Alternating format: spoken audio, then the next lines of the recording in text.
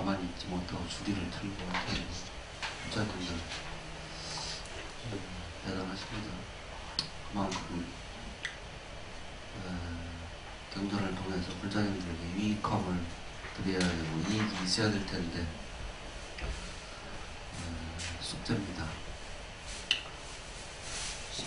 불자님들이 이제 신행상담 가끔 하시잖아요. 가장 큰 거는 현실적인 문제, 집안의 어려움, 누가 몸이 아파서 병이 났다든지 아니면은 예를 들면 사업 문제, 남편이 사업을 하시는데 생각대로 잘 안 풀린다든지 또는 자식 문제, 내일 수능이 문제, 자녀들 뭐 결혼 문제, 그런 현실적인 문제가 없어서 상담을 많고, 또 하나는 열심히 절에 다니면서 기도하고 불교대학에 와서 공부도 하고 이렇게 한다고 하긴 하는데 제대로 하는 건지 어떻게 해야 이게 제대로 하는 건지 이런 의문들이 현실적으로 굉장히 많으신 것 같아요. 그런 질문들을 하면은 제가 그만 듣고 있다가 부처님은 절에 와서 법당에서나 집에서나 어떻게 공부하고 어떤 식으로 기도를 하시냐고 당연히 물어보면은 스님들보다 더 정성을 들여서 열심히 하셔요. 대체적으로 그 정도 물어볼 정도 되면은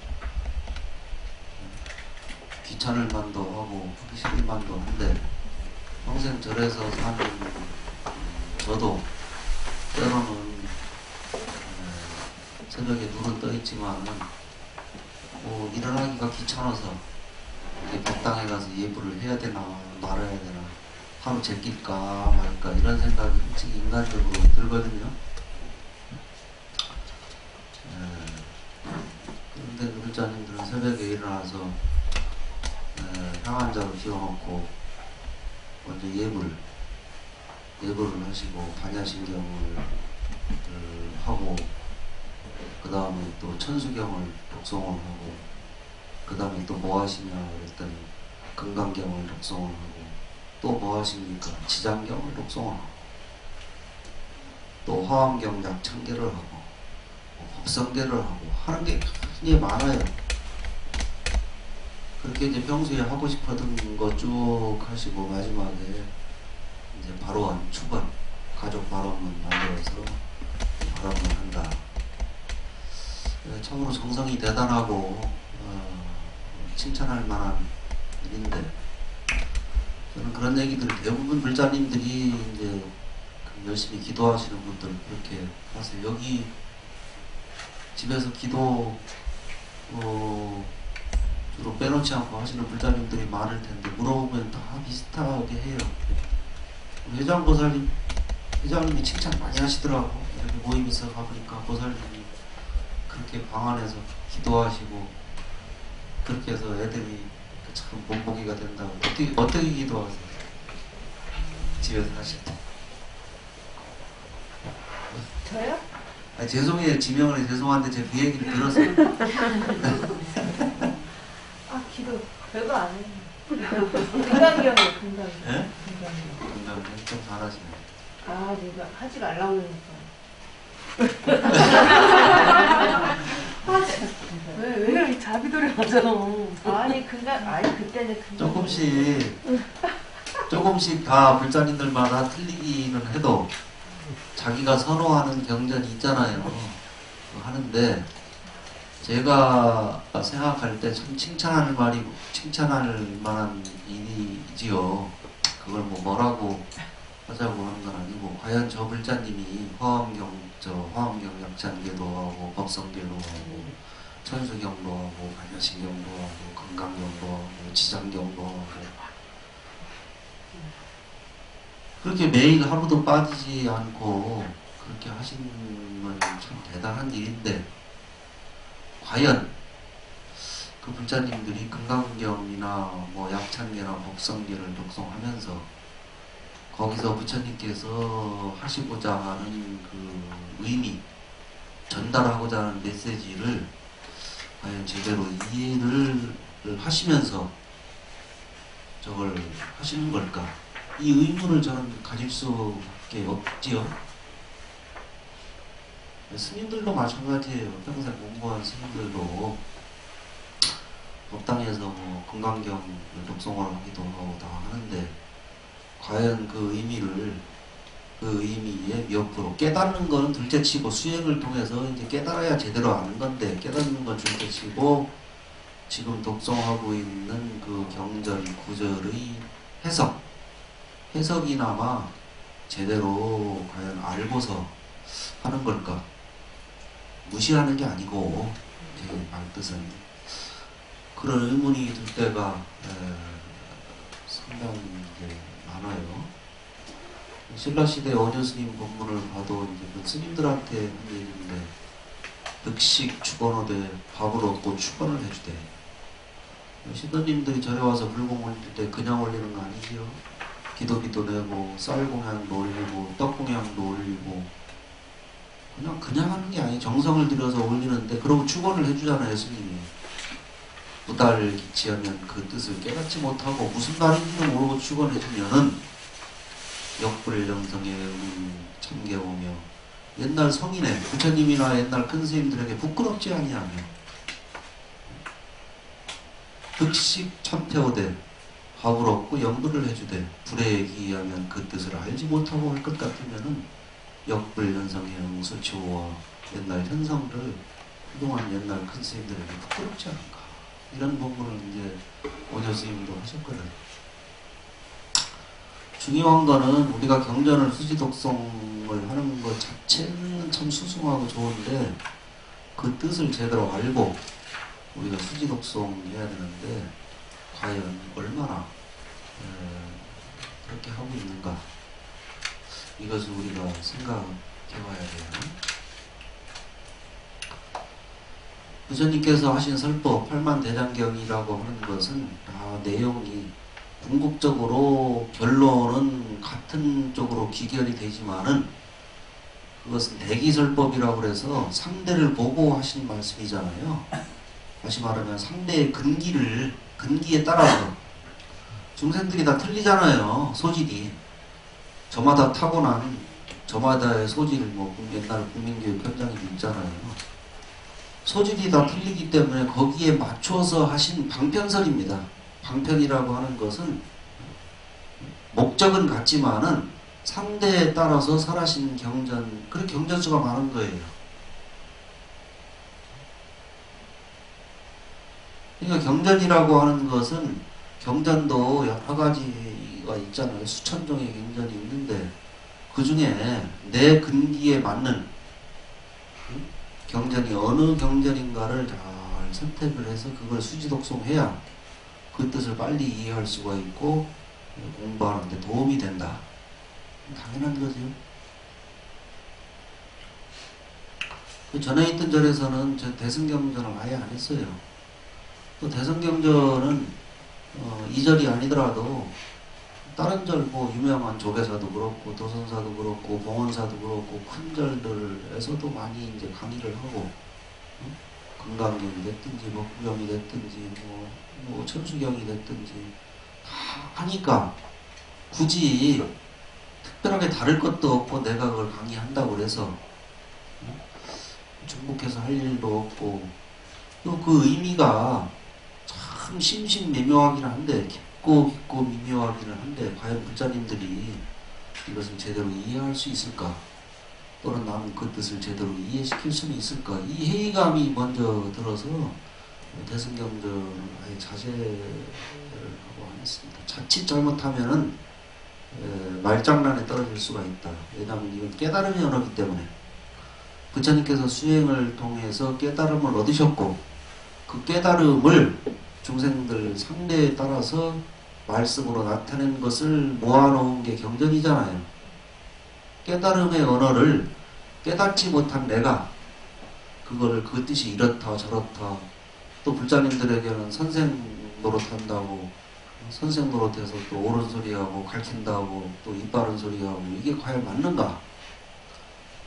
첫째는 내가 자신이 없고 내가 깨닫지를 못했기 때문에 평생 글을 보고 살긴 살았지만은, 내가 부처님이나 옛날 큰 스님들처럼 수행을 통해서 깨달은 바도 없다고 하는 건 분명한 사실일 테고, 그런데 깨달음의 언어를 내가 쉽게 그렇게 얘기한다고 하는, 자칫 잘못하면 말장난에 떨어지고, 그리야 평생 글을 봤으니까 그리야 해석을 해낼 수 있겠지만은, 자칫 잘못하면 나도 모르고 말 강의하는 나도 모르는 소리를 해야 되고, 듣는 사람도 무슨 말인지 못하고 들어야 되고, 결국 말장난에 떨어질 수밖에 없다. 대체적으로 선문답 같은 게 그래요.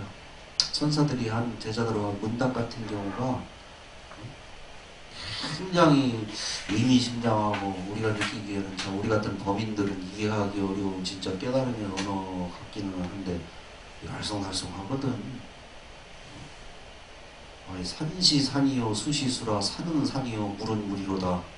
굉장히 그 성철 스님 법문에 해자됐잖아요. 원래 성철 스님 법문은 아니고 옛날 중국 스님이 한 법문을 성철 스님이 인용한 거거든. 그 말을 이렇게 해석은 해줄 수가 있는데, 산은 산이요 물은 물이로다 이렇게 딱 한마디 해놓고 알겠느냐? 알기는 뭘 알아, 나도 모르는데. 이렇게 말장난에 떨어질 수가 있다 이 말이야. 어떤 제자가 옛날 중국의 조주 큰 스님에게 개에게도 불성이 있습니까? 그러니까 조주 스님 한마디로 무라거든, 없다.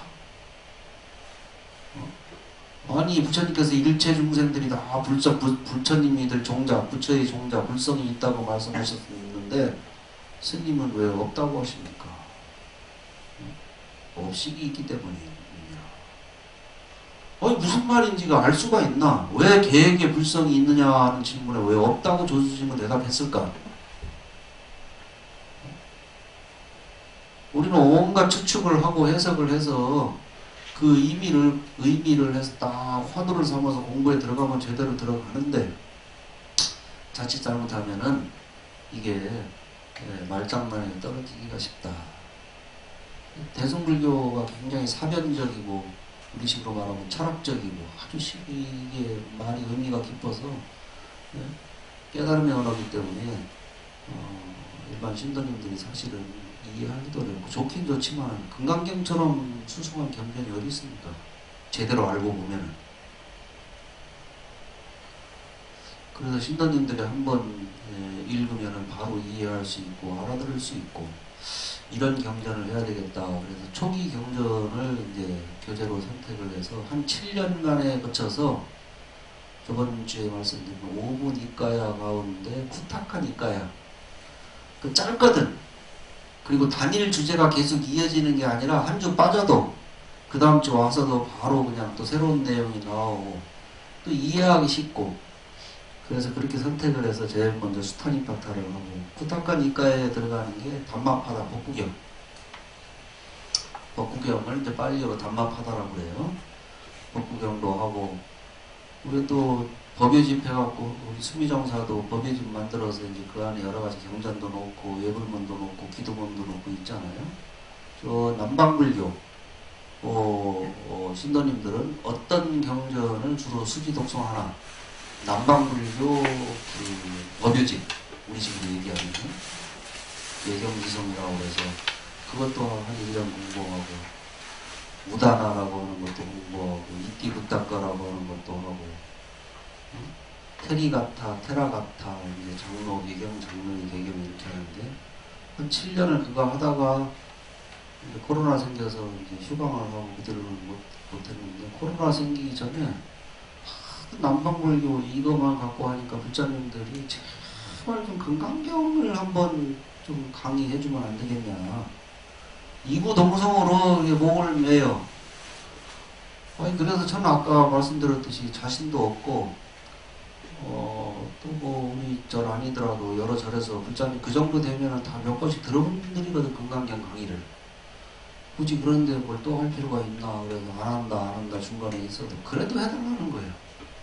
제가 한다고 해서 다른 스님이나 다른 법사님들이 하는 것보다 특별하게 잘한다고 하는 보장도 없고 되게 거기가 거길 것 텐데 이래도 그렇게 해서 그래 하다가 그렇게 하도 그랬어갖고 그 전에 해주 스님도 하도 신도들이 그렇게 소원하니까 좀 그 주의스님이 좀 한번 해주면 안 되냐고 나한테 아주 그냥 애원을 하시게 해서 그러면 한번 하지요. 뭐 건강경 이렇게 원한다는데 제가 실력은 없지만 한번 하지요 하다가 코로나 터지고 약속을 못 지키고 그냥 너무 하도 불쌍만 하고 사니까 힘들어서 도망 나왔는데 지금도 그 원망이 지금까지 들려와요. 그거 약속한 거 해주고 가야지 왜 안 해주고 가냐고. 아니 진짜 가끔 전에 절 불자님들 오시잖아요. 그 얘기해요. 그거 진짜 듣고 싶었는데 여기서 하시는. 오시라고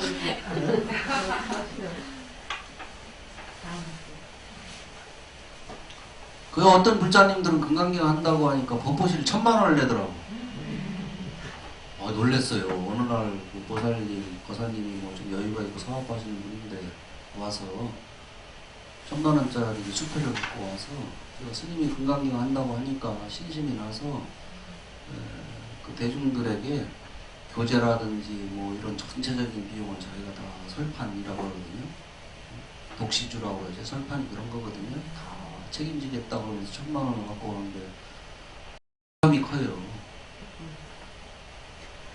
그 1000만원 절에 입금시켜놓고서 이게 참 안 할 수도 없고 이제 도망갈 수도 없고 이렇게 하는데 이제 주지를 그만두고 나와서 인수인계 하면서 꼭 시주까지 받아놓은 거니까 다음 불기대가 새로 개설하면 금강경 해야 된다고 이러고 도망가긴 나오는데 네? 지나온 얘기니까 하는 거예요. 근데 제가 드리고자 하는 말씀은 8만 대장경이라고 하잖아요. 8만 경전이 있고 수많은 경이 있는데 화엄경도 있고 법화경도 있고 금강경도 있고 아함경도 있고 방금경도 있고 수많은 경전이 있는데 다 훌륭하고 그것을 제대로 알고 볼 것 같으면 다 깨달음으로 진리의 세계로 인도할 수 있는 경전이기는 하되 그게 중요한 거는 그게 나에게 맞는 경전인가 내 근기에 맞는 경전인가 아닌가 이거를 잘 판단을 해야 된다. 경이라고 하는 것은 어차피 부처님께서 중생들에게 근기에 따라 설하신 거기 때문에 그걸 받아들이는 중생들이 그 말을 알아듣고 가슴속에 감명을 받아서 실천하고자 하는 마음이 일어나고 그래서 실제로 실천을 하고 그 이상 더 좋은 경전은 없거든. 보살님 금강경 한다고 해서 제가 뭐라고 하는 게 아니라 이해되시죠? 네, 근데 뜻 저 모르고 그냥 하는 그 답답하죠. 읽는 것만 해도 공덕이 돼. 네, 그래서 아니라고 그냥, 한 건 아니고 그냥 읽는 것만 하고 있어요. 금강경에 약견 재상이면 직견여den이라 마냥 모든 상이 상이 아니라고 하는 것을 직견 바로 볼 것 같으면 곧 열애를 볼 수 있느니라. 말로는 해석할 수 있지. 그걸 어떻게 그걸 이해를 시킬 거예요. 머리로는 따져서 이해는 시켜줄 수 있지만 그 깨달음의 언어를 어떻게 그걸 잘 내가 설할 거냐고. 답답해서 그 뜻을 읽어도 이해를 못하겠어요. 그러니까 수타니파타 하기를 잘하신 거예요. 수타니파타는 제가 조금만 건드려 드리기만 하면은 저번 주에도 말씀드렸지만 불자님들이 이해 못할 내용이 없고 다 알아들을 수 있는 조금만 상식을 가진 고등교육만 받은 사람이라고 하면은 대학 안 나와도 한글만 읽고 해독할 수 있는 능력만 있으면 다 알아들을 수 있는 내용이고 들으면 마음에 감동이 오고 이런 내용으로 돼 있어서 이게 불자님들에게 소개한 거니까 앞으로 차후에 있으면서 아까 보살님 말했듯이 금강경 하면 안 되죠? 금강경 했다면서요? 네, 한 거 다 알거든.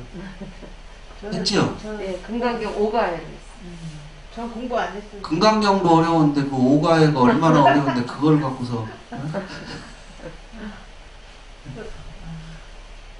잘못됐다는 게 아니라 경이라고 하는 것은 우리가 쉽게 이해할 수 있는 경전부터 차근차근 이렇게 들어가야 된다. 그래서 스타니파타가 그만큼 중요하다. 또 부처님께서 설하신 가장 초기의 설하신 내용을 모아놓은 것이고, 그것 때문에 제일 먼저 편집된 경전이 스타니파타다. 이런 생각을 갖고 기대를 갖고 공부하시라. 분명히 이익이 있을 것이다. 이런 말씀을 드리는 거예요. 스타니 같아서 오늘 스님한테 처음 들은 거예요. 이런 게 있는 걸지도 몰랐어요. 얼마나 다행스러운데. 그래서 공부하고 왔어요. 제1품 한번 펴보세요. 뱀 이렇게 돼 있죠? 네. 우리는 뱀 보면 어떤 생각이 들어요? 네? 징그럽잖아요. 뱀 보면 다 피하게 되지요? 네. 뱀이 어디가 그렇게 좋아해요? 근데 시원하게 생겼어. 네? 아니 보면 정말로 시원해요. 그래요? 네, 제가 목에 걸어봤어요. 뱀을 걸었다는 똑똑하지. 그리고 뱀을 산에 갔을 때 뱀을 보면요, 그냥 고맙다 먼저 나와요. 보여줘서 고맙다. 이렇게. 도망가네. 여자는 마음속에 자비심이 많은 분이라. 아, 고맙습니다. 저는 뱀 싫거든요, 솔직히 말해서. 제일 싫은 게 뱀이. 나 여기보다 뱀 딱 한 번 봤어요. 그래요? 몇 년 전에 등산하다가 등산길 따라서 등산길이 잘 정비가 돼 있잖아요. 요새는 둘레길 갈 때 있듯이 돼 있는데 중간에 이제 풀섭이 있잖아요. 아무리 잘 정비됐어도 딱 발을 놓으려고 하는데 그 발 밑에 뱀이 싹 지나가더라고. 거기에 놀래서 이 오른발에 쥐가 나서 얼마나 놀랬었어. 회주스님도 아셔 그 사건을. 회주스님도 아시는 사건. 쥐가 나갖고 이게 안 풀려. 아무리 만져도 안 풀리고 얼마나 놀랬는지. 그러고 이제 안 풀리고 그러면 빨리 내려와서 뭐 이제 등산을 포기하고 내려왔는데, 그래도 이왕 올라온 거 끝까지 한다고 하루 종일 걸었네. 그렇게 쩔뚝거리면서. 그 뒤로 절에 와서도 한 일주일 가더라고. 이게 쩔뚝거리고 다녔어요. 얼마나 세게 놀래갖고 딱 쥐가 났는지. 대부분의 사람들, 우리 보살님같이 특이한 그런 경우도 있지만, 대부분의 우리 한국 사람들은 뱀 보면 징그럽다고 생각하고 무섭다 생각하고 피하게 되잖아요. 뱀에도 이제 독이 있는 독사가 있고 뭐 여러 가지 종류가 있겠지만은, 인도 사람들에게 있어서 뱀은 물론 독사 같은 경우는 피하게 되기도 하겠지만은 친숙해요. 우리나라보다 뱀이 훨씬 많고 항상 주변에 널려 있는 게 뱀이라. 인도의 기후가 남쪽하고 북쪽하고 좀 틀리긴 하지만은 대체적으로 고온 다습한 지역이기 때문에 뱀이 많아요. 그리고 또 힌두이즘이라는 게 다신교의 전통에 있어서 뱀을 신으로 모시는 그 파가 있어서 뱀 사원이 있다고. 거기 가면 뱀한테 공양물을 올린다고. 쥐사원도 있고. 굉장히 친숙하다 이 말이 인도 사람들에게 있어서는. 친숙한 동물이고, 또 부처님 법문에 보면은 자비심, 내 마음, 우리 보살님 뭐 자비스럽게 해서 그렇겠지만은 자비심을 갖고 상대를, 뱀을 해치려고 하는 마음이 없이 자비심을 갖고 딱 있을 것 같으면은 아무리 사나운 독사가 옆에 있어도 해치지 않는다, 이런 법문도 있고, 뱀에 대한 비유의 법문이 상당히 많아요. 왜냐면 주변에 항상 보는 게 뱀이니까. 그리고 일장 같은 데 보면은 일부 스님들이 수행하다가 뱀의 독사에 물려서 생을 마치는 경우도 간혹 많이 발견되고, 하여튼 많이 올 수 있는 게 뱀인데, 이 수타니파타의 제일 처음이 이제 뱀을 갖고 비유로 말씀하신 경전이에요. 그러니까 항상 주변에 널려 있는 게 뱀이고, 인도인들에게 있어서는 굉장히 친숙한 동물이다.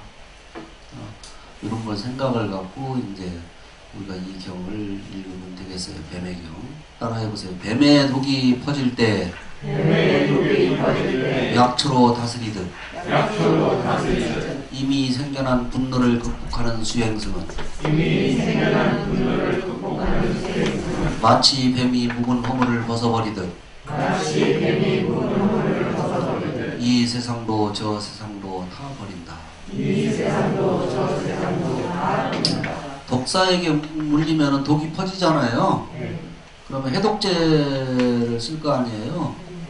이제 뱀의 종류에 따라서 해독제가 다 있어서 이제 병원에 빨리 응급해갖고 응급실에 들어가면은 그 이제 살을 째고 그 해독제를 투입을 해서 뱀의 독이 퍼지는 걸, 후유 장애라든지 생명에 위험이 있는 걸 막잖아요. 2600년 전에 부처님 계실 당시에도 아마 그 해독이 약초가 있었겠지요.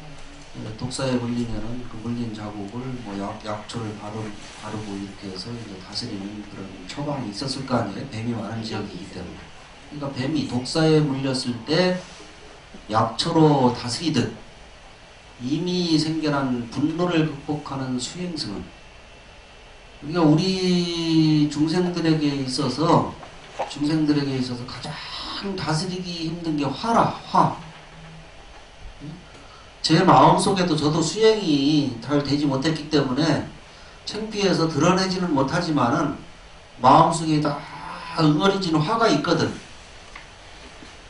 불자님들도 있지요? 여기 덩어리가 있잖아요. 그 덩어리가 평소에 조용할 때는 조용히 있다가 가끔 한 번씩 그게 살살 가열이 돼갖고 보글보글 끓을 때가 있지요. 다 있잖아요. 그래서 끓어 넘치면 어떻게 돼요? 폭발하는 거 아니에요. 폭발하면은 그게 이제 분노가, 화를 다스리지 못해서 폭발을 하면은 그게 이제 폭력적인 행위로 이어진다. 신체적인 폭력 행위로 이어지든지 언어적인 폭력, 언어 폭력도 굉장히 심해요. 언어적인 폭력으로 이어지든지 정신적으로 폭력 행위, 남을 학대한다든지 미워한다든지 이게 다 화거든. 수행이라고 하는 것은 이 마음속의 화를 다스리는 게 이제 가장 큰 수행 중에 하나라 이 말이지요. 근데 이 마음속의 화의 원인은 어디에 있어요? 원인이 있을 거 아니에요. 욕심 때문에 그렇다. 욕심대로 될 것 같으면은 되는데, 이 세상이라고 하는 게 욕심대로 돼요, 안 돼요? 안 되면 자꾸 짜증이 나지요. 스트레스 받는다고 그러지요. 그게 자꾸 속에 쌓이면은 뭐가 불덩어리가 하나 생기지요. 그럼 그거를 뭐 기도를 하든지 공부를 하든지 뭐 수행을 통해서 잘 누르고 해결하면 되는데, 해결이 안 되면은 자꾸 치밀어 올라서 폭발하는 거 아니에요. 그 원인은 어디에 있어요? 근본적인 중생들이 어리석음에 있다. 그게 탐진치 삼독이라. 그러니까 수행이라고 하는 것은 이 분노를 다스리는 게 가장 크다 이 말이죠. 이게 자꾸 속에서 가열을 하면 끌어오르니까 가만히 있지를 못해. 이 화를 참지 못해서. 전혀 그 사람이 안 그럴 것 같은데 누가 봐도 배울 만큼 배웠고 사회생활 할 만큼 했고 그 사람 인격이나 학식이나 모든 거를 봐도 그럴 사람 아닌 것 같은데 전혀 의외로 가끔 한 번씩 폭발시키는 경우 우리 보지요. 그런 사람 그럴 줄 몰랐어. 그런 사람이 좀 이런 얘기 가끔 하잖아요. 몰랐다고. 실망했어. 그러니까 출가한 스님네가 됐든지 제가 불자가 됐든지 마음속에 화를 잘 다스려야 되는데 그 원인은 욕심에 있다. 근데 욕심이라고 하는 게 세상이 내 마음대로 안 된다 이 말이죠. 그 이치를 알면은 내 마음대로 안 된다고 하는 이치를 알면은 화를 다스릴 수도 있는데 그 이치를 잘 모르고 공부를 안 하니까 결국은 욕심이 화를 부르고 화가 돌이키지 못할 여러 가지 형태로 나타난다. 그것은 중생들이 어리석음에 있다. 탐진치 삼독이 그렇게 중요한 거예요. 우리는 탐진치 삼독 뭐 교리 시간에 많이 그냥 머리로만 알잖아요. 중요하다. 이미 생겨난 분노를 극복한 수행승 수행자는 마치 뱀이 묵은 허물을 벗어버리듯, 뱀이 때가 되면 꺼죽 벗기잖아요. 허물을 껍데기 벗어버리듯 이 세상도 저 세상도 다 버린다. 이 세상 저 세상이라고 하는 건 쉽게 말하면은 다 욕심덩이를 낳아버린다 이 말이지요. 금생에 욕심이 됐든지 저 세상 다음 생에 욕심이 됐든지 그거는 다 내 욕심으로 기인하는 것이라고 보고 그걸 버린다 이런 뜻이에요. 불자님들이 죽어 논리는 대체적인 게 다 금생의 욕심 아니면 다음 생의 욕심을 발언해서 올리거든. 자식 잘 되기를 바라고, 남편 잘 되기를 바라고, 무병장수하기를 바라고, 만사형통하기를 바라고, 소원 성취를 바라고, 다 이 금생의 행복을 원하는 거라. 사람이 돌아가시면 그 다음에 뭘 빌어요? 극락왕생을 비는 건 다음 생의 행복이거든. 그 자체가 나쁜 건 아니에요, 불교적으로. 언제 기회 되면 또 말씀드리겠지만, 금생의 행복과 행복은 세 가지 행복이 있다고, 불교에서. 금생의 행복이 있고, 내생의 행복이 있고, 궁극적인 행복이 있다. 이 말이지요. 불자님들이 대개 이 세 가지 행복 중에 두 가지, 앞에 두 가지를 발언을 하거든. 금생의 행복이라고 하는 것은 누가 뭘 하기도 지금 내가 좀 좋아야지. 이게 금생의 행복이라. 내생의 행복이라고 하는 건 뭐예요? 행복이 금생이 끝나지 않고 다음 생에까지 이어져서 좀 좋은 데 갔으면은 이왕 가는 거 서방정도 극락세계에 왕생했으면 이게 내생의 행복을 발언하는 거예요. 그 자체가 나쁘다는 게 아니에요. 부처님께서 거기에 대한 법문을 하셨고 금생의 행복과 내생의 행복을 얻는 방법에 대해서도 말씀을 하신 처방전이 있거든. 궁극적인 행복이라고 하는 건 뭐예요? 탐욕의 불이 다하고 노여움의 불이 다하고 어리석음의 불이 다한 완전한 열반을 증득하는 걸 궁극적인 행복이라고 하고, 이것은 진짜 수행을 좀 해야 된다 이런 거예요. 여기서 이 세상도 저 세상도 다 버린다고 하는 것은, 여기서는 궁극적인 행복을 얻기 위해서는 세 가지 행복을 다 말씀드렸지만은 탐진치 삼독이 완전히 멸한 열반의 경지, 궁극적인 행복을 바란다고 하면은 이 세상 저 세상 금생의 행복과 내생의 행복을 다 나가버려야 된다 이런 말씀을 하신 거예요. 그러기 위해서는 어떻게 해야 돼? 분노를 극복해야 된다. 따라해보세요. 분노하는 자에게 분노하면 그 때문에 그는 더욱 악해지리. 분노하는 자에게 분노하지 않는 것이 이기기 어려운 전쟁에서 승리하는 것이네. 다른 사람이 화내는 것을 보고 마음새김으로 고요함에 이르면 자신을 위하고 또 남을 위하는 둘 다의 유익을 위한 것이네. 쌍욕다, 저번 시간에 소개해드린 쌍욕다 니까야에 나오는 부처님 법문 중에 한 구절입니다. 다른 사람이 나에게 이유도 나는 뭐 특별히 나 잘못한 것도 없는 것 같은데 나한테 화를 낸다든지 내가 조금 말실수를 하든가 이렇게 실수를 했지만은 사람이 뭐 한두 번 본 사이도 아니고 어쩌다가 실수할 수도 있는 거지, 저렇게 정색으로 나한테 화를 내나. 그래서 댓글이 하는 경우가 있지요. 네? 분노하는 자에게 분노하면 상대방이 나에게 화를 내고 분노한다고 나도 똑같이 같이 손가락질하고 화를 내면은 그것 때문에 더 악해진다. 그렇지만은 분노하는 자에게 분노하지 않는 것이 이기기 어려운 전쟁에서 승리하는 것이다.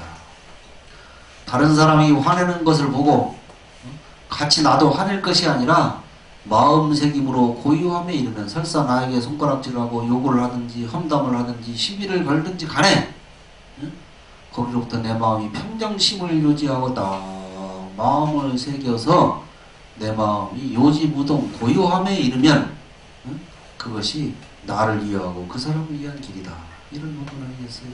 그러니까 이미 생겨난 분노를 극복한 수행승은 뱀이 묵은 허물을 벗어버리듯 이 세상도 저 세상도 다 버린다. 괜찮지요? 네.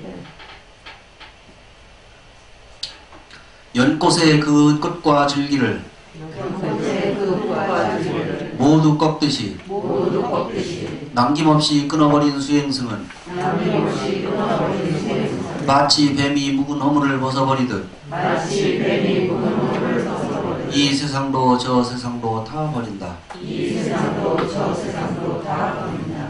인도 같은 나라는 연못에 어디 가나 연꽃을 구경하기가 쉽겠지. 우리나라는 일부러 이제 연꽃을 키우고 이렇게 하지만은 거기 연꽃이 흔하잖아요. 그러니까 꽃 같은 경우는 주로 신전에 힌두이즘인 다신교 전통이나 자기가 믿는 신전에 우리 불자님들 같은 경우는 불전에 꽃을 꺾어갖고 공양 올리죠. 꽃 공양. 그럴 테고 연꽃 줄기 그 뿌리는 뭘로 연근 뭐로 써요? 반찬으로도 쓰죠. 우리도. 그러니까 연이 여러 가지 유용한 용도로 많이 쓸 거 아니에요. 보기도 좋고 향기도 좋고 또 공양물도 올리고 반찬으로도 쓰고 약재로도 쓰고 할 거 아니에요. 그러니까 그걸 쓰기 위해서 사람들이 연못에 들어가서 그 꽃과 줄기를 꺾는다 이 말이에요. 그렇게 하듯이 탐욕을 남김없이 끊어버린 수행자. 아까 탐진치 삼독했지요? 그 탐욕이라고 하는 게 어렵게 생각할 게 없이 내가 하고자 하는 것, 그 모든 것을 탐욕이라고 보면 돼요.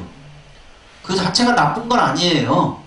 우리가 자꾸 탐욕 이런 걸 경계를 하니까 불교에서는 탐욕을 나쁜 거로 본다 이렇게 생각하는데 탐욕은 선도 아니고 악도 아니고 선악 이전의 것이라. 그것이 나쁜 쪽으로 작용할 때 이제 악한 쪽으로 작용을 하는 거예요. 우리가 어려운 사람을 돕기 위해서 보시한다. 그건 하고자 하는 마음이지요. 그러니까 탐욕 자체가 나쁜 건 아닌데 주로 악한 쪽으로 많이 작용을 하기 때문에 그 탐욕을 경계를 하신 거라 이 말이죠. 그러한 탐욕을 남김없이 끊어버린 수행자는 마치 뱀이 묵은 허물을 벗어버리듯 이 세상도 저 세상도 다 버린다.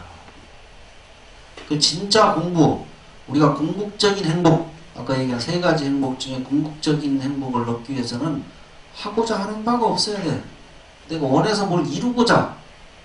그러면은 공부하고 거리가 멀어져요. 그 달마스님 법문에 봐도 무소구행이라고 해요. 내가 구하는 바 없는 공부를 해야 된다. 구하는 바 없는 수행을 해야 된다. 이런 법문이 이제 달마스님도 하셨어요. 욕심이라고 하는 게 그렇게 무섭다. 욕심의 종류는 뭐 여러 가지가 있겠지요. 눈으로 봐서 좋은 것, 안입이 귀로 들어서 좋은 것, 맛으로 느껴서 좋은 것, 감촉으로 느껴서 좋은 것, 내 마음에 흡족한 것을 추구하는 게 결국 욕심이라. 그 되면 좋아요. 되면 좋은데 거의 그 대부분은 그게 내 마음대로 성취되지가 않고 설사 지금 순간 조금 이루어진다 손 치더라도 그게 오래가지 않는다. 무상하기 때문에 그래요. 결국에 그게 고통으로 돌아갈 수밖에 없다. 부처님은 이렇게 보신 거거든. 탐욕이 그만큼 위험한 것이다 이 말이죠. 그걸 버린 수행승은 뱀이 묵은 허물을 벗어버리듯 이 세상도 저 세상도 다 버린다.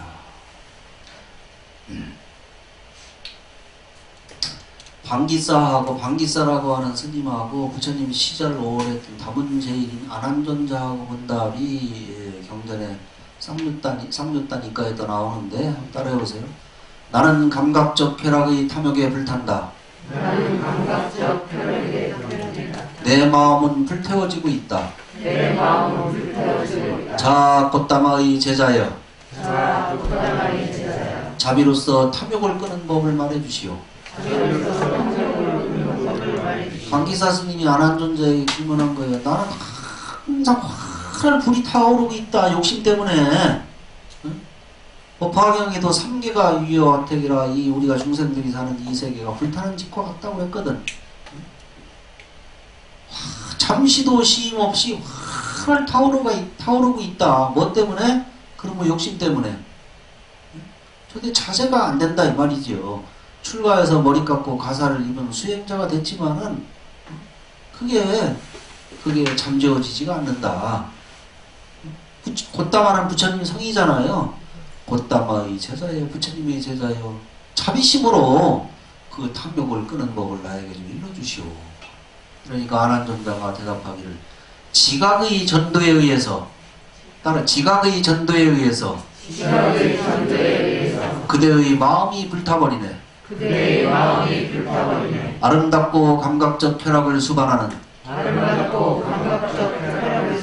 여인의 모습을 피하라. 모든 지어진 것을 남의 것으로 자기 것이 아닌 괴로운 것으로 보아라.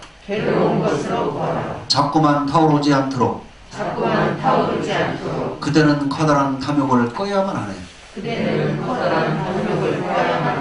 지각의 전도에 의해서 그대의 마음이 불탄다. 이 마음은 내가 보기에 지각의 전도, 눈으로 보아 좋은 것, 귀로 들어 좋은 것, 맛보아 좋은 것, 쉽게 얘기하면 좋은 거 보면 갖고 싶고 맛있는 거 보면 먹고 싶고 이쁜 거 보면은 마음이 동하는 그 지각의 전도에 의해서 네가 불타오른다 이 말이에요.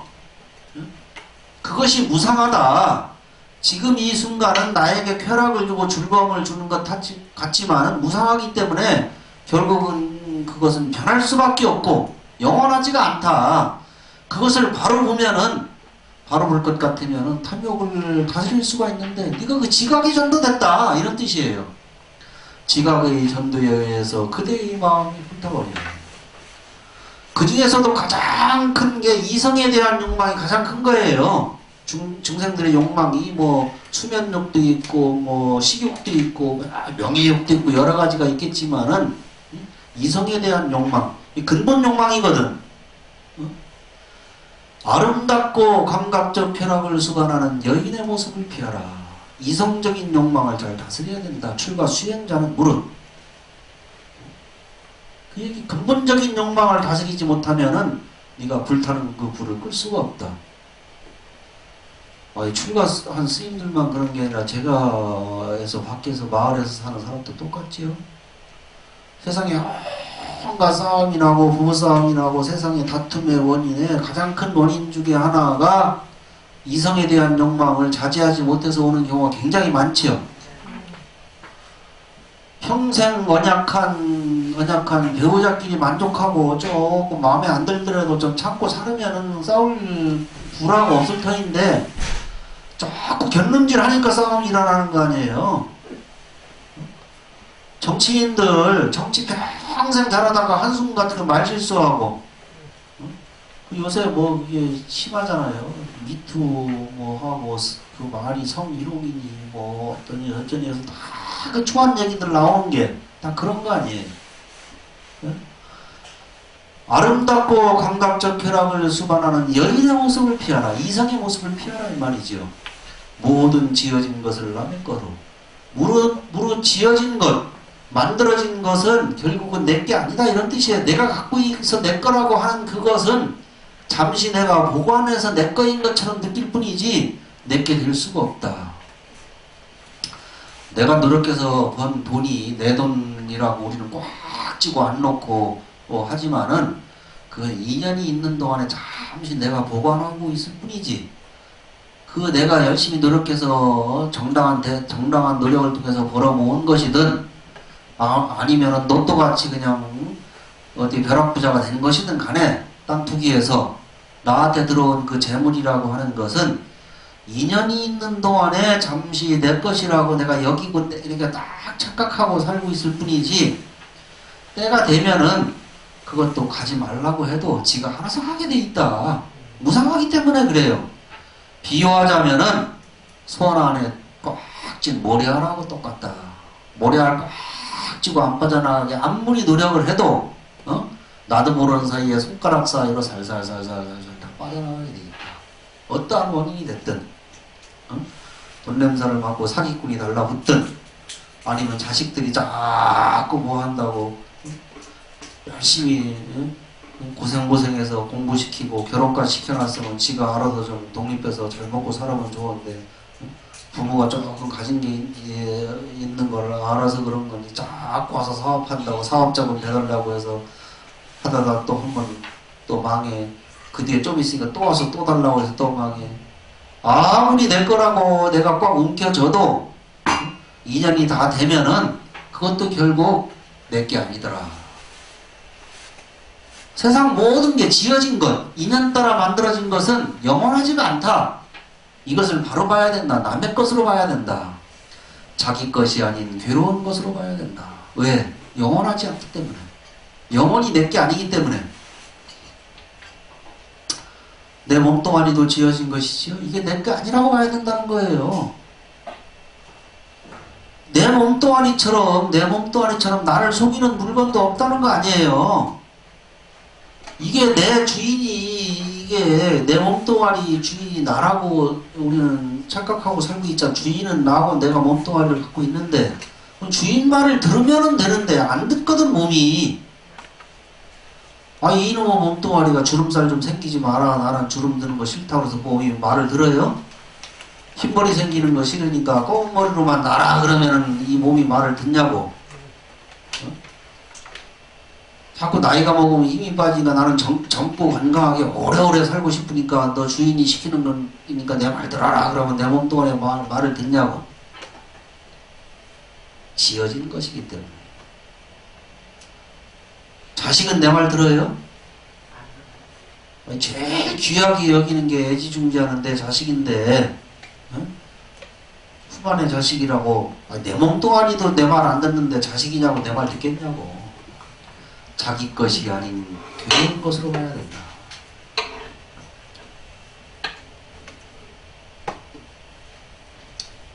뱀이 묵은 허물을 벗어버리듯 욕심을 버려야 된다. 또 흘러가는 급류를 말려버리듯 가래를 남김없이 끊어버린 수행승은 마치 뱀이 묵은 허물을 벗어버리는 것처럼 이 세상도 저 세상도 타버린다. 여름에 장마가 지면은 말라있던 개천이 폭포수처럼 흘러내려가잖아요. 장마가 끝나고 건기, 가뭄기가 오면은 언제 그랬냐는 듯 빼짝 말라있잖아요. 그 뜻이에요. 흘러가는 급류를 말려버리듯 가래를 남김없이 끌어버린 수행자. 가래라고 하는 것은 목마를 갈자에다 사랑할 애자를 써 가래라고 해요. 중생들이 고통스러워하는 고뇌의 가장 근본은 가래에 있다. 사성제에서 배웠지요. 그 가래예요.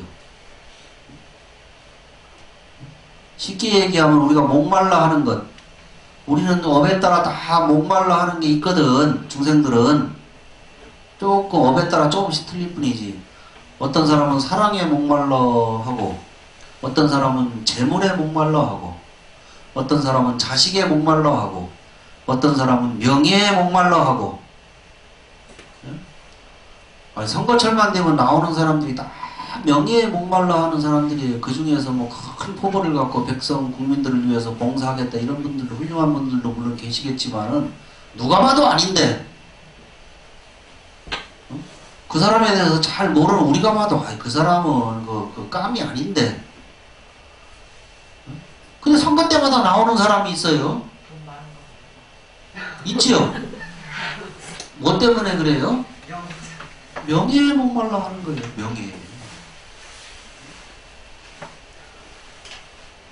명예. 그게 가래다. 형상에 대한 가래, 눈으로 봐 좋은 것, 소리에 대한 가래, 향기에 대한 가래, 맛에 대한 가래, 감촉에 대한 가래, 이런 여러 가지 가래가 있지요.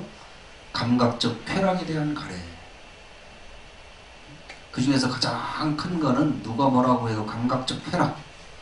우리는 내가 받아들이기에 좋은 것을, 나에게 쾌락을 주는 것을 우리는 거기에 집착을 하고 좋아하잖아요. 그리고 그것이 영원하기를 바라지요. 영원하기를 바라는 마음, 그것도 일종의 가래고, 그게 무상에서 영원하지 않고 허물어져 갈 때 허물어지지 않게 하기 위해서 몸부림치는, 그것도 가래예요. 이 가래가. 그 가래를 남김없이 끊어버린 수행자는 뱀이 묵은 버리는 것처럼 이 세상도 저 세상도 다 버린다.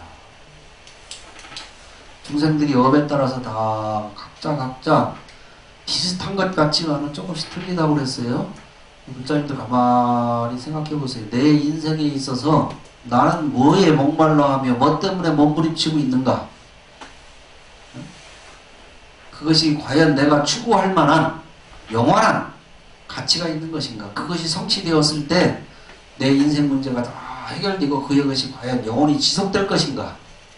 이런 걸 가만히 앉아 생각해 볼 필요가 있다. 도대체 내가 몸부림치고 구하고자 하는 그것이 내 업의 결과인데 과연 그것이 무엇인가? 그것은 과연 영원한가? 아니면 영원하지 않고 무상한 것인가? 영원할 것 같으면 영원한 즐거움을 나에게 주겠지만은 무상할 경우에 설사 그것이 지금 이 순간에 성취되더라도 결국은 그것이 무너졌을 때는 고통으로 나에게 돌아온다.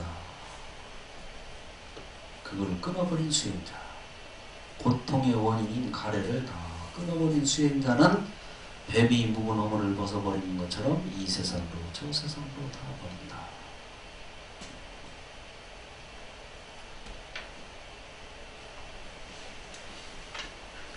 커다란 거센 흐름이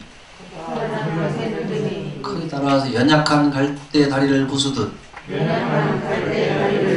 자만을 남김없이 끊어버리는 수행승은 마치 뱀이 묵은 허물을 벗어버리는 것처럼 이 세상도 저 세상도 다 버린다. 장마가 지면은 계곡에 내려가던 평소에 조용히 졸졸졸 흐르던 물이 폭포처럼 흘러내리지요. 그게 인도에는 갈대를 꺾어서 다리를 만들어서 건너다녔는가 봐요. 얼마나 연약해요. 그 갈대 다리를 부수고 휩쓸고 지나갈 거 아니에요. 그렇게 하듯이 자만, 수행하는 공부하는 사람에게 있어서 자만은 절대 금물이다 이런 뜻이겠죠. 자만을 남김없이 끊어버린 수행자는 뱀이 묵은 허물을 벗어버리는 것처럼 이 세상도 저 세상도 다 버린다. 자만에는 세 가지 종류가 있다고 했어요. 나는 우월하다. 나는 저 사람보다 우월하다. 낫다. 이런 경우 있지요. 두 번째는 내가 저 사람만 못하랴. 동등하다. 나보다 조금 실질적으로 나 보이긴 나 보이는데 자만심에 꽉 차서 내가 너만 못하겠냐.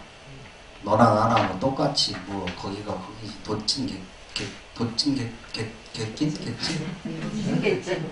겠지? 동등하다. 나는 열등하다. 이것도 자만이라고 그랬어요. 그렇지도 않은데 항상 의기소침해갖고 스스로 열등하다고 하는 것도 자만이라고 했어요.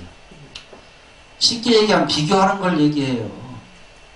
자꾸 남하고 나하고 나는 내 인생 내가 내 업대로 내 업이 이렇고 현재 상태가 이러면은 열심히 공부하고 복 짓고 이렇게 삶은 행복을 찾을 수가 있는데 우리는 자꾸 비교하거든.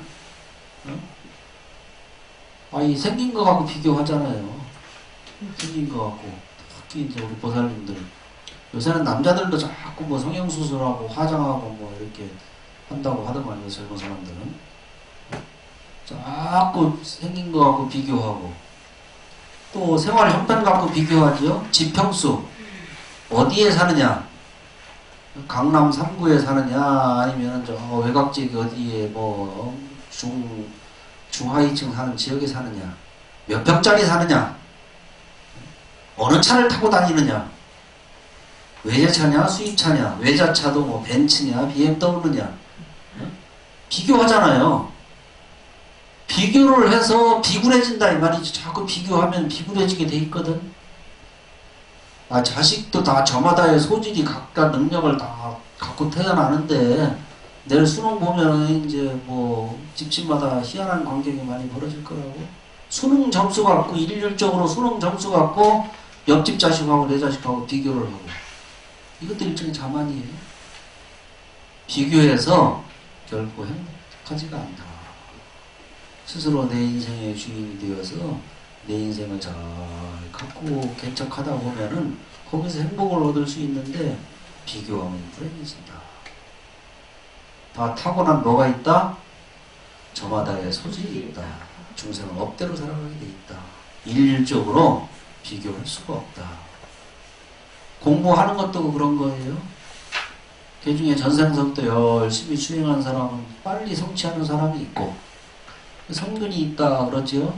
그렇지 않은 사람은 조금 열심히 힘들게 노력해서 성취하는 사람이 있고, 평생 죽을 때까지 노력을 해도 성취하지 못하는 사람이 있고,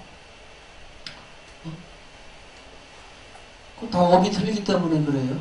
그걸 비교해서 할 게 아니다. 열심히 하다 보면은 금생에 공부를 성취하는 사람도 있고, 금생에 못할 것 같으면 금생에 못하는 내생이라도 성취하겠지. 이런 한 걸음 한 걸음 열심히 공부하다 보면은 결국 깨달음을 얻을 수 있다. 자만을 끊어버려야 된다. 이런 말입니다.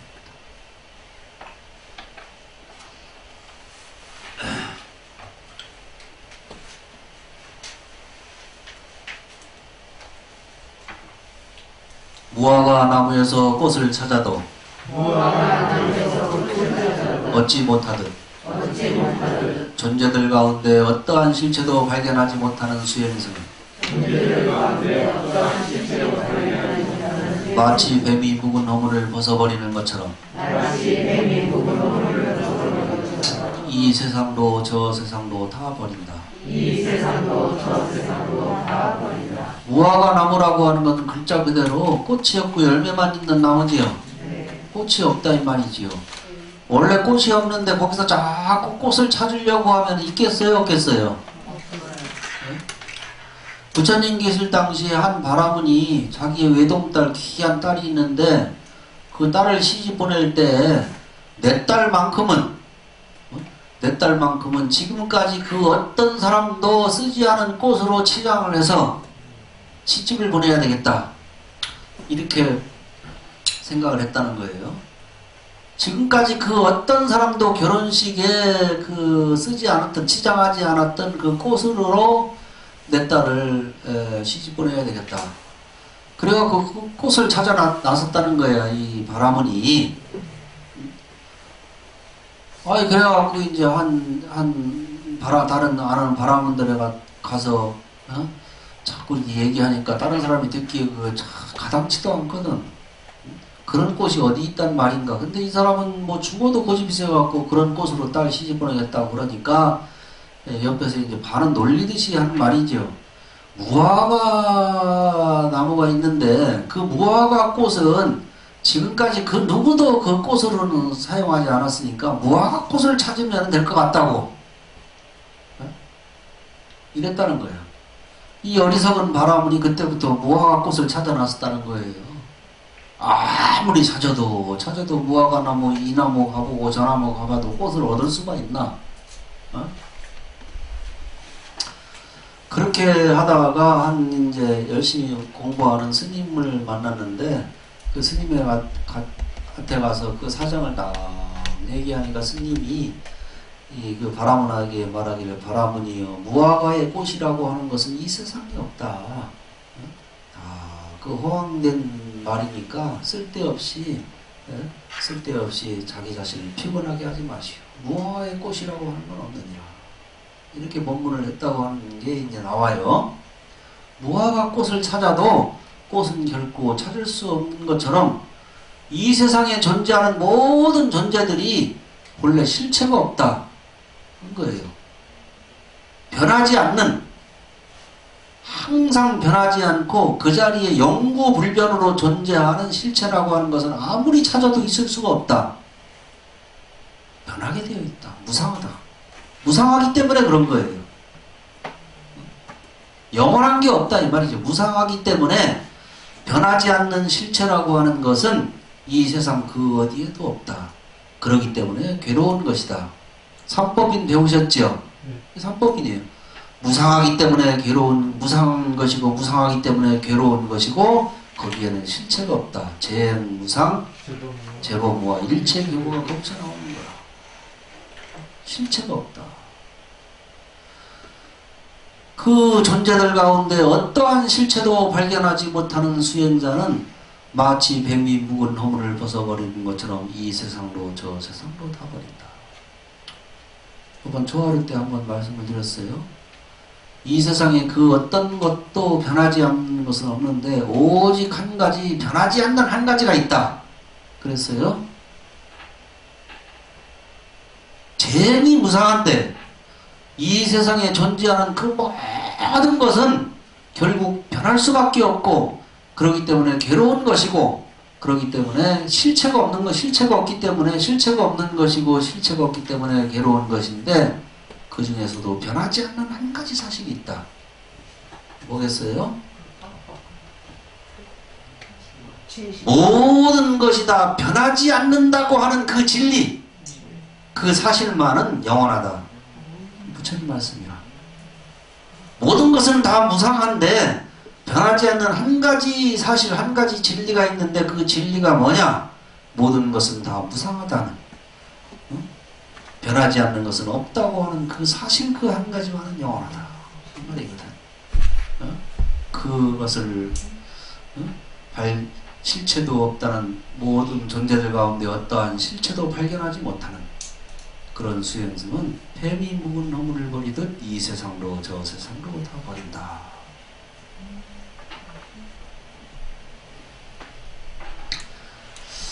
여기서 이제 구체적으로 이 초기 경전이기 때문에 지금 우리가 정형화된 교리책에는 안 나와요.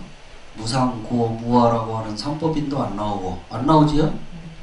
탐진치, 삼독, 탐욕, 분노, 어리석, 탐진치, 삼독이라는 말도 없어요. 그런데 이 법문 안에 그 내용이 다 이치가 들어가 있지요. 이런 것들이 나중에 시대가 지나서 불교 교리로 정립된 거예요. 이게 초기 경전이기 때문에 부처님께서 성도하시고 이른 시기에 설한 말씀이기 때문에 우리가 지금 이해하고 있는 체계적인 교리로 정립이 안 돼 있을 뿐이에요. 그렇지만 부처님 법문 안에 지금 벌써 탐진치 삼독이 나왔지요. 무상이 나왔지요. 무아가 나왔지요. 다 나오고 있잖아요. 이렇게 불자님들이 이해하시면 되겠다. 안으로 성냄이 없고 밖으로는 세상의 존재와 비존재를 뛰어넘는 수행승은 마치 뱀이 묵은 허물을 버리는 것처럼 이 세상도 저 세상도 다 버린다.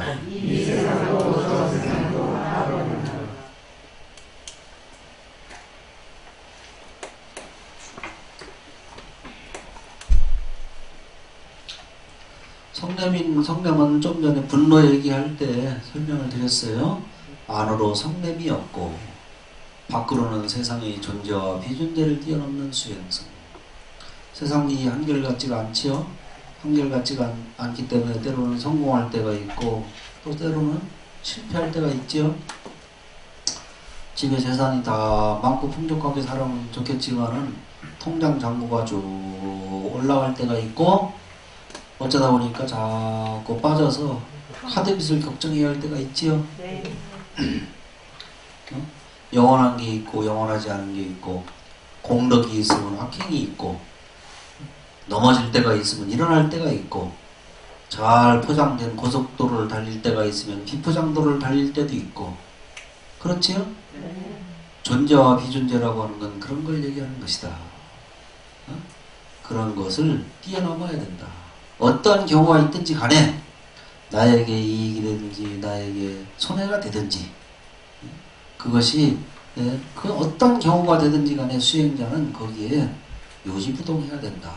그것을 뛰어넘는 수행자는 뱀이 묵은 허물을 벗어버리는 것처럼 이 세상도 저 세상도 다 버린다. 모든 사유를 불살라 남김없이 안으로 잘 제거시킨 수행승은 마치 뱀이 묵은 허물을 벗어버리는 것처럼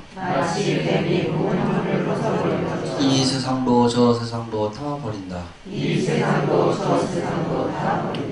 사유라고 하는 게 내 머릿속이 복잡다단하잖아요. 그 생각들을 사유라고 하는 거예요. 그 번뇌망상이라고 하잖아요. 잠시도 머리가 내 마음이 편안한 날이 없다. 그냥 머릿속에 온갖 생각들이 많잖아요. 낮에만 그런 것이 아니라 낮에 생각이 많은 사람은 밤에 꿈자리도 사나워. 밤에까지 이게 복잡하다고 머리가. 누가 그러대 머리가 지진난다고. 생각이 많기 때문에 그런 거거든. 그 사유를 불살라. 사유에는 첫째 감각적 쾌락에 대한 사유. 자꾸 내가 하고자 하는 것, 갖고자 하는 것, 그런 하고자 하는 게 감각적 쾌락에 대한 사유예요. 분노에 대한 사유. 그게 내 마음대로 안 되니까 자꾸 화를 나지요. 폭력에 대한 사유. 분노가 폭발하면 폭력적 행위로 이어지지요. 행위에는 세 가지가 있어요. 계속 나오겠지만 정신적인 폭력이 있고 언어적인 폭력이 있고 신체적인 폭력이 있다. 분노가 폭력으로 연결되고 친지에 대한 사유. 왜 이렇게 챙겨야 될 건 많은지 일가 친척들, 형제들, 부모, 형제 그런 거에 대한 사유. 또 여러 가지 얘기를 들었어요. 나라에 대한 사유. 선거철만 되면 온 국민이 다 애국자가 된 것 같아요. 나라에 대한 사유. 신에 대한 사유. 인도는 다신론적인 전통이 있기 때문에 온갖 신들이 많아요. 다 갖다 다 신성화시켜서 신을 붙여놨으니까 신에 대한 사유. 다른 사람 호의와 관련 사람에 대한 호의에 대한 사유.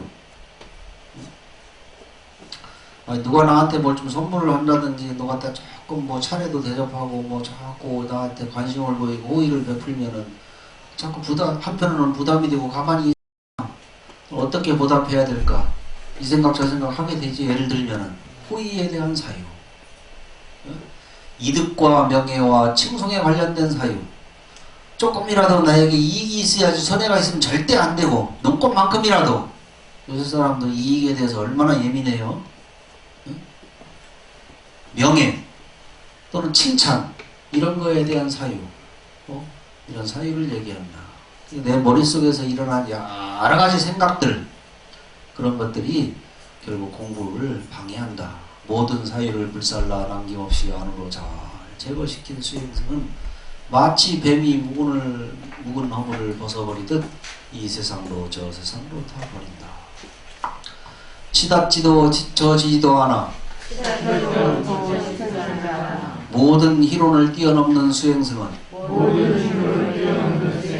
마치 뱀이 묵은 허물을 벗어버리는 것처럼 이 세상도 저 세상도 다 버린다. 치닫지도 뒤처지지도 않아. 아니 이거는 쉽게 비유해서 얘기하자면은 마음이 급한 경우가 있지요. 그 급하면 자꾸 흥분이 되지요. 그게 치닫는 경우라. 반대로 마음이 착 깔아앉아서 말이지 천길 낭떠러지 구멍 속에 내가 떨어지는 것 같은 힘이 쫙 빠질 때가 있지요. 뒤처지는 경우. 우리가 공부를 할 때도 그래요. 우리가 말뚝심심이라고 얘기하는데 금방 뭘 해결할 것처럼 그렇게 해갖고서 하는 경우. 급한 마음에 내가 빨리 공부해서 공부를 성취해야지. 학생들 같은 경우는 뭐에 치닫는다는 게 대표적인 경우가 시험 때만 하는 건 뭐라고 그래? 밤새워서 하는 거. 벼락 공부하는 거. 반대로 다 놔버리는 거. 뒤처지는 거. 세상살이도 그렇고 공부하는 거, 수행하는 것도 두 가지 경우를 극복을 해야 된다는 거예요. 그걸 흥분하는 걸 도거라고 얘기하고 해태와 혼치, 그 반대로 해태와 혼치 자꾸 졸리는 거, 하기 싫은 거, 게으른 거, 이걸 얘기한다. 공부라고 하는 건 그렇다. 치닫으로도 안 되고 뒤처져도 안 된다. 모든 희론을 뛰어넘는 수행자는 이 세상 수행승은 마치 뱀이 묵은 허물을 벗어버리는 것처럼 이 세상도 저 세상도 다 버린다. 여기서 희론이라고 하는 것은 전도되거나 어긋난 지각을 원인으로 하는 것이다. 전도되거나 어긋난 것, 어긋난 지각을 원인으로 한다. 자꾸 내가 뭘 원해서 치닫거나 뒤처진다 할 때 자꾸 머릿속으로 자꾸 따지잖아요. 네? 이익이 될 것 같으면 어떻게 하면 그게 내 손에 들어올까 자꾸 따지지요. 머릿속으로 계산을 하고. 희론이라. 희론. 손해가 날 것 같은 경우에도 따지고 친구 사이에서도 자꾸 따지잖아요.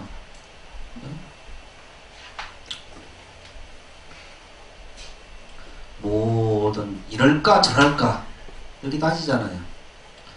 밥을 먹었는데 밥값을 내가 내야 될까 아니면 닦아야 될까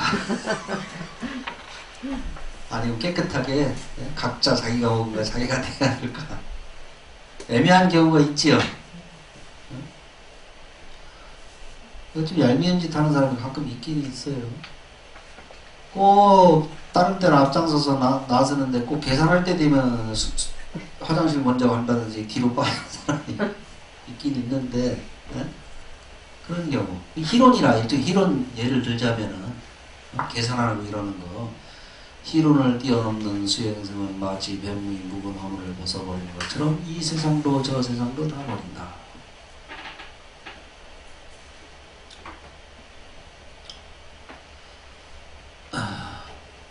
치닫지도 뒤처지지도 않아.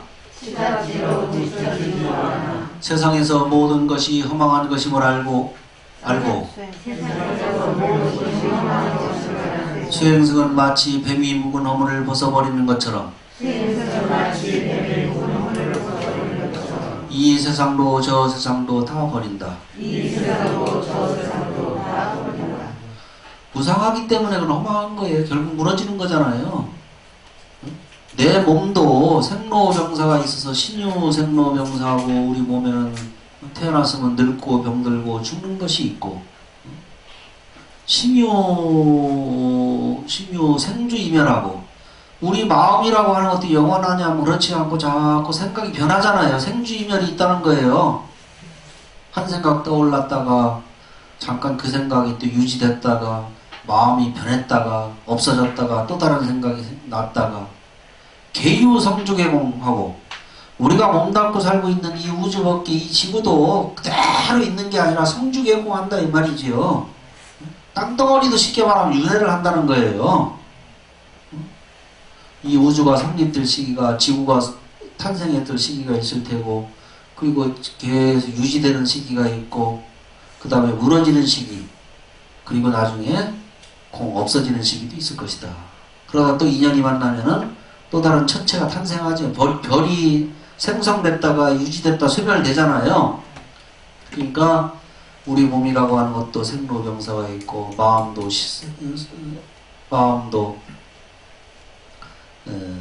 갑자기 신유생로병사하고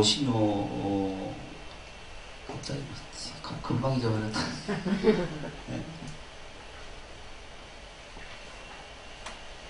마음도 그렇고 우리가 몸담고 사는 이 세계도 마찬가지다 이런 말이에요.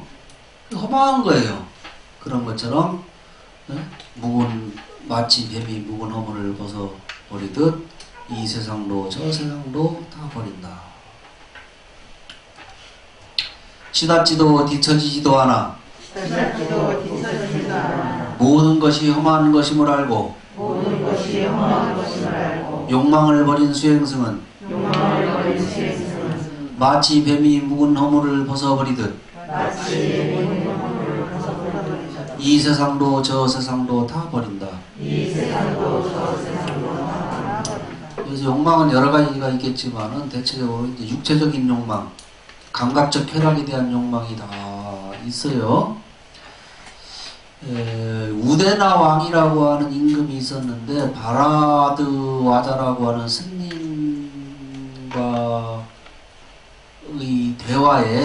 대화에 이제 이런 내용이 나와 따라해보세요. 바라드 와자요. 마음이 동요하면 때때로 어머니 같은 여인에 대하여 욕망을 일으키며 자매 같은 여인에 대하여 욕망을 일으키며 딸 같은 여인에 대하여 욕망을 일으킵니다. 바라드 와자여. 이 젊은 수행승들은 아직 어리고 머리카락이 검고 행복한 청춘을 부여받았으나 꽃다운 시절에 쾌락을 즐기지 않고 목숨이 닿을 때까지 충만하고 깨끗하고 청정한 삶을 살면서 세월을 보낼 수 있는 다른 원인은 무엇이고 다른 무엇은 무엇이고 다른 조건은 무엇입니까? 다른 조건은 무엇입니까? 이렇게 이제 바라도화자에게 우대왕이 질문했다는 거예요. 마음이 동요하면 우리 마음이 동요할 것 같으면은 어머니 같은 여인에 대해서도 이성적인 감정을 느낀다 이 말이지요. 자매 같은 여인에 대해서도 욕망을 일으키고 딸 같은 여인에 대해서도 욕망을 일으킨다. 그것이 보통 사람들이 누구나 다 갖고 있는 보편적인 아주 근본적인 욕망이다. 이런 거예요. 그런데 내가 보기에 여기 출가한 젊은 스님들은 아직 나이가 어리고 머리카락이 젊다 이 말이지요. 젊고 행복한 청춘을 부여받았는데 왜 이 꽃다운 시절에 쾌락을 즐기지 않고 이렇게 세속을 떠나서 청정한 생활을 영위하려고 하느냐 이렇게 질문한 거예요. 그러니까 이제 이 바라도화자 스님이 대답하기를 따라해보세요. 대왕이여 알고 또한 보는 거룩하고 바르고 원만하게 깨달으신 세존께서는 이와 같이 수행승들이여 오라. 그대들은 이 몸은 발바닥부터 머리 가운데 아래 피부 끝까지 여러 가지의 더러운 것으로 가득 차 있는 것을 하나하나 이와 같이 이 몸에는 머리카락 몸털 손발톱 이빨 피부 근육 신경 뼈 골수 신장 신장 간 능막 비장 폐 대장 소장 위 똥 뇌수 담즙 가래 고름 피땀 지방 눈물 림파액 침 점액 관절에 오줌이 있다고 관찰해야 한다라고 말씀하셨습니다. 대왕이여 젊은 수행승들이 아직 어리고 머리카락이 검고 행복한 청춘을 부여받았으나 꽃다운 시절의 쾌락을 즐기지 않고 목숨이 닿을 때까지 충만하고 깨끗하고 청정한 삶을 살면서 세월을 보낼 수 있는 다른 원인은 이것이고 다른 조건은 이것입니다. 부처님의 법문을 이제 인용을 해서 얘기를 하는데 우리 몸 구성 여러 가지 요소들로 다 있잖아요. 쉽게 한마디로 얘기하면은 겉으로 볼 때는 아무리 젊고 건강하고 이쁘게 보이고 잘생겨 보이지만은 가만히 관찰해 보면은 그 속에는 뭐로 꽉 차 있다? 오물로 꽉 찼네. 온갖 오물로 꽉 차 있다는 거예요. 아유, 아무리 잘생긴 미인이고 아무리 장동건처럼 잘생긴 미남이라고 하더라도 일주일만 세수 안 하고 목욕 안 해봐야 머리 안 감고 어떻게 돼요?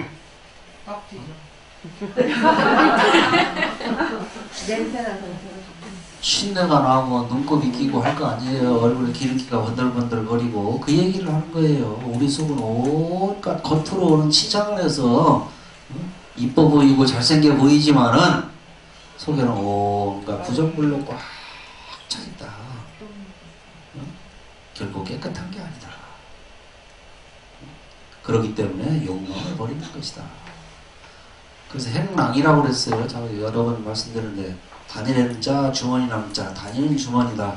이런 본문이 옛날 큰 스님들 많이 있었어요. 무슨 주머니?